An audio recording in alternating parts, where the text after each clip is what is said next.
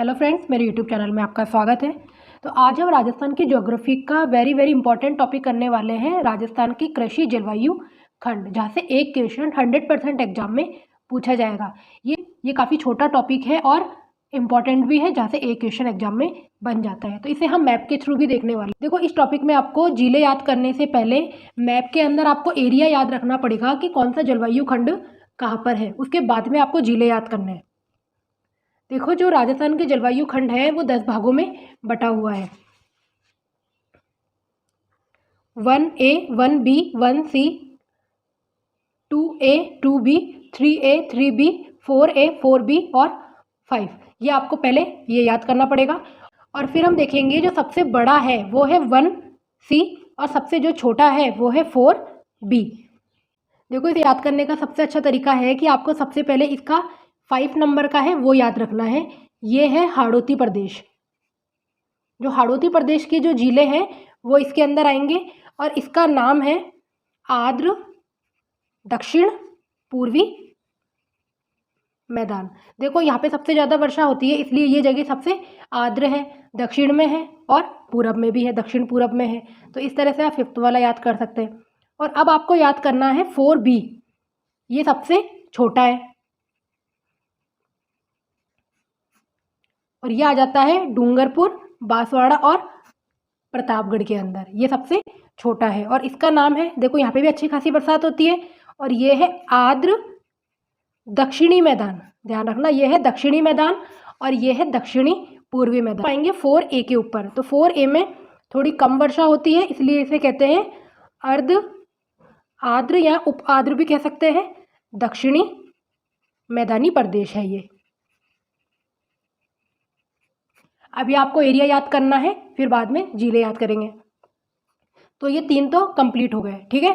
और अब हम देखेंगे 3A और 3B। देखो, ये है पूर्वी क्षेत्र। ध्यान रखना, इसमें आएगा टोटल पूर्वी क्षेत्र। तो पूर्वी क्षेत्र के अंदर 3A और 3B ये क्षेत्र है पूरब का। देखो, जो ये वाला एरिया है यहाँ पे सबसे ज़्यादा बाढ़ आती है, तो इसे हम कहेंगे बाढ़ संभाव्य क्षेत्र। और ये है अर्ध शुष्क पूर्वी मैदान, क्योंकि ये एरिया एकदम शुष्क भी नहीं होता है, अर्ध शुष्क है ये।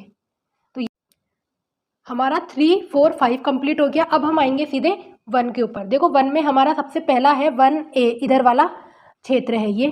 तो 1A के अंदर आते हैं बाड़मेर और जोधपुर वाला एरिया है। 1A के अंदर बाड़मेर और जोधपुर वाला एरिया, ये सबसे शुष्क क्षेत्र है, इसको कहेंगे हम शुष्क पश्चिमी क्षेत्र। फिर इसके बाद हम इधर नहीं आएंगे, अब हम जाएंगे सीधे ऊपर। जो सिंचित क्षेत्र है हमारा, वो सिंचित क्षेत्र। और सिंचित क्षेत्र में क्या क्या आता है? गंगानगर, हनुमानगढ़, ये एरिया आता है हमारा सिंचित क्षेत्र के अंदर। देखो, इनके जो जिले हैं अभी हम उन्हें डिटेल से देखेंगे। आप पहले यहाँ का एरिया समझ लीजिए। पहले 1A शुष्क पश्चिमी क्षेत्र में आए, फिर शुष्क के बाद में हम सीधे गए सिंचाई करने सिंचित क्षेत्र में। फिर सिंचित क्षेत्र से नीचे आएंगे हम 1C के अंदर। ये सबसे बड़ा क्षेत्र है, ध्यान रखना, ये सबसे बड़ा जलवायु प्रदेश है। और यहाँ पर आ जाएंगे बीकानेर, जैसलमेर और चूरू वाला क्षेत्र यहाँ पर आ जाएगा। और ये है अति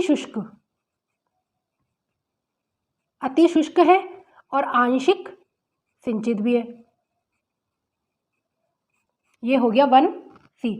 1A बाड़मेर वाला क्षेत्र आ गया, 1B में सिंचित क्षेत्र आ गया, और 1C के अंदर आ गया अति शुष्क और आंशिक सिंचित क्षेत्र आ गया। अब हम आएंगे 2A पर। 2A पे है अंतरस्थलीय जलोत्सरण के अंतर्वर्तीय मैदान। देखो, 2A और 2B याद करने में थोड़ी प्रॉब्लम आती है, तो इसे आपको याद कर लेना है। 2A के अंदर है जैसे सीकर, डिडवाना, झुंझुनू, नागौर वाला क्षेत्र आ जाएगा 2A के अंदर। ये है अंतःस्थलीय। फिर इसके नीचे वाले क्षेत्र में आएंगे हम, तो ये है लूनी नदी का क्षेत्र। और लूनी नदी के क्षेत्र में आ जाएगा जालोर, सांचौर, सिरोही, पाली वगैरह, ये एरिया इसमें आ जाएगा। अब हम इनके जिले देखेंगे डिटेल से। अब हम वायु खंड कितने हैं total? 10। 1A, 1B, 1C, 2A, 3A, 3B, 4A, 4B और 5, जिसमें 1C सबसे बड़ा है और 4B सबसे छोटा है। तो शुष्क पश्चिमी मैदानी क्षेत्र 1A के अंदर जोधपुर, जोधपुर ग्रामीण, फालोदी, बाड़मेर और बालोतरा के क्षेत्र आते हैं। और उत्तर पश्चिम सिंचित मैदान के अंदर श्री गंगानगर, हनुमानगढ़ और अनूपगढ़ आता है। हमने देखा था ये वाला एरिया। अब हम देखेंगे 1C, अति शुष्क आंशिक सिंचित क्षेत्र। इस पे बीकानेर, जैसलमेर, चूरू आएगा और रतनगढ़, सरदार शहर, बीदासर, सुजानगढ़, ये वाला एरिया है 1C का। अंतःस्थलीय जलोस्तरण के अंतर्वर्तीय मैदान, ये है 2A के अंदर। इसमें सीकर, नीमका थाना, झुंझुनू, नागौर, डिडवाना और कुचामन आता है। ये वाला एरिया है ये।